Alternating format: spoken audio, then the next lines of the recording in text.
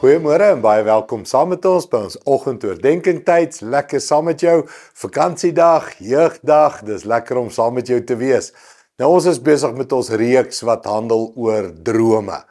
God doop jou met 'n droom op Pinkster. En seker die beste voorbeeld wat ek vir jou kan wys van ons lewens is die lewe van Saulus of Paulus soos ons hom ken. Hy het 'n droom gehad, 'n verkeerde droom, 'n bad droom, eie droom, en nie 'n godsdroom nie, en hoe God hom gehelp het. Kom ons luister of lees die storie. Handelinge 9 vers 1 sê, intussen het Saulus met elke asemteug dreigemente uitgespreek. Hy wou die volgelinge van die Here doodmaak en het daarom na die hoëpriester toegegaan. Hy het briewe van hom aan die sinagoge in Damaskus gevra waarin hulle versoek word om hom te help om die wat aan die pad behoort, mans en vroue, op te spoor en hulle geboei na Jerusalem toe te bring. Nou hierdie is 'n man met 'n droom, né?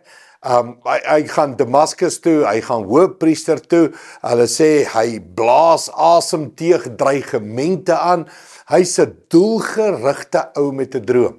Dis baie van ons. Ons het 'n droom.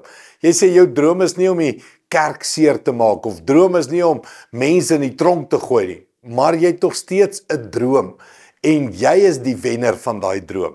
Net so Saulus. En hier's die vraag, is jou droom 'n godsdroom of net 'n goeie droom of 'n slegte droom, 'n bad droom? En Paulus moes gestop word want hy was op pad om sy lewe en ander lewens te verwoes. En ons gaan die storie klaarmaak die week, maar net die vraag, met watse droom is jy besig? Wie's die outeur van jou droom? Wie wen in jou droom? My een seun sê altyd hy's mal oor drome, want in sy drome wen hy altyd. Nou ja, dis wat ons mee besig is. Ons eie selfsugtige drome. En ons moet bid, Here stop my, Here help my, Here ontmoet my, sodat ek nie my lewe mors met selfsugtige eie drome nie. Kom ek bid dit vir jou vandag saam. Hemelse Vader, ons begin so opreg. Saulus was so opreg. Hy het dit nog gedoen vir die kerk van daai tyd. Maar dit was 'n slegte droom, 'n verkeerde droom. Here, en hoe bid ek vandag dat U ons sal help, dat ons nie ons lewe sal mors met verkeerde drome nie. Selfsugtige drome, eie ek drome, drome van hierdie wêreld, van hierdie tyd. Ons bid, Here, ontmoet ons, soos wat U Saulus ontmoet het. Stop ons, Here.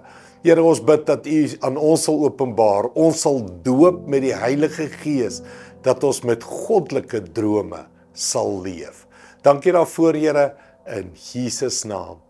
Amen. Dankie, liewe vriende, sien jou weer.